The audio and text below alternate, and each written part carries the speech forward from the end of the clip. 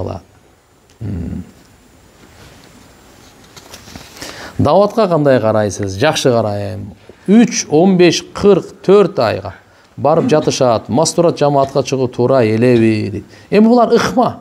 Мастуратка пайгамбар саллаллаху алейхи ва саллям өз доорунда деле газаттарга, сапарларга чыкканда өзүнүн жубайларын чучугулак менен карап туруп алып чыгат эле.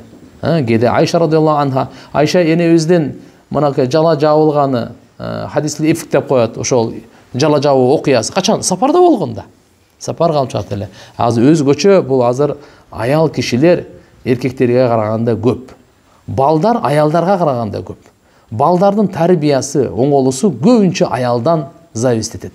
Аялдар салиха боло турган болсо, муттакия, таква боло турган болсо, иншалла коом оңолот.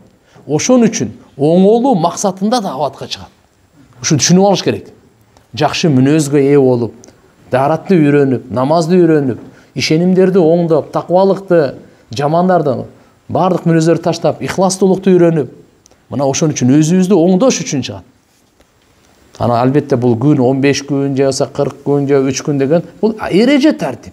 Ушу сизди кичине бул биринчи, экинчи мындай кадамга ташташ үчүн АБВГсы да.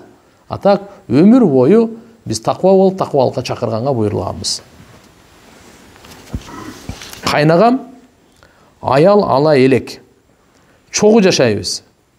Мени жүдөгөн, жүдөмүш десе, дейт, жыйнап койбодуңбу деп гана башка сөздөр менен айта берет. Мен унчукпайм, кандай кылышым керек?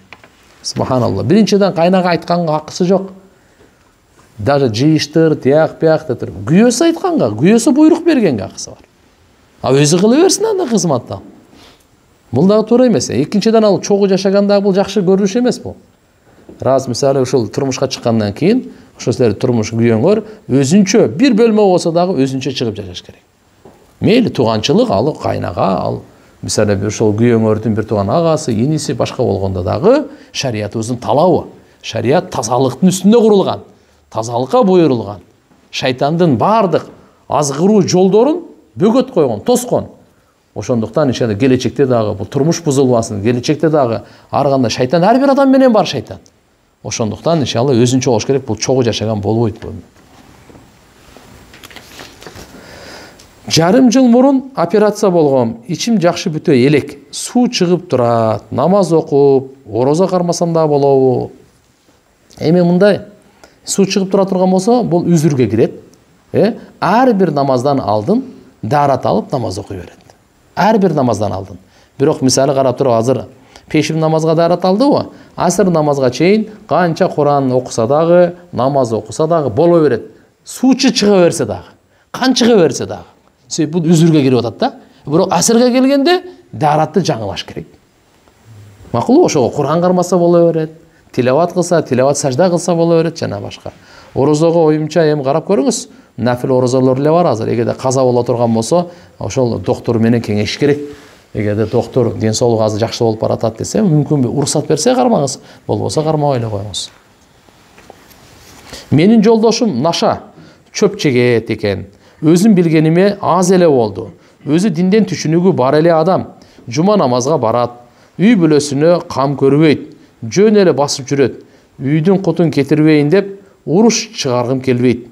Не деп түшүндүрүштү билбей келем. Эч кимге айта албайм. Экөөбүз тең жумушубуз бар. 2 балабыз бар дейт. Аллаху акбар.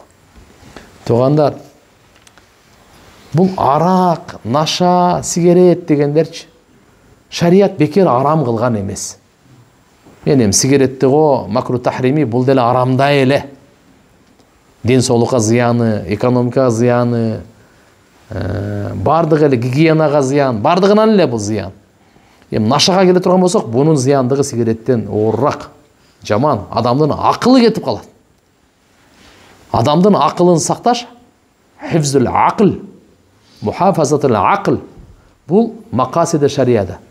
Шариятыбыздын максаттарынын бири акылды сакташ керек.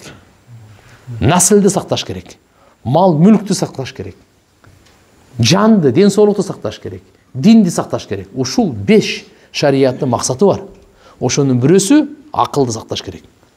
А бул наша Акыл Алла Таала бекер арам кылган жок, ошо акылга зыян тиет да эң биринчи. Ошон үчүн иши будан кандай неме кылыш керек? Дарыланыш керек. Врачтарга да көрүнсүн, тияпияттар карансın. Анан эң жакшысы ошол наша чеккендер менен жүрбөй, ошо чөйрөдөн алып кетиш керек аны. Кандай? 3 күнгө даватка. Же 4 айга, 40 күнгө узагыраак. Ал менен дагы мээнет кылып, дагы дуа дагы кылгыла. Анын зыяндуулугун көбүрөөк айткыла.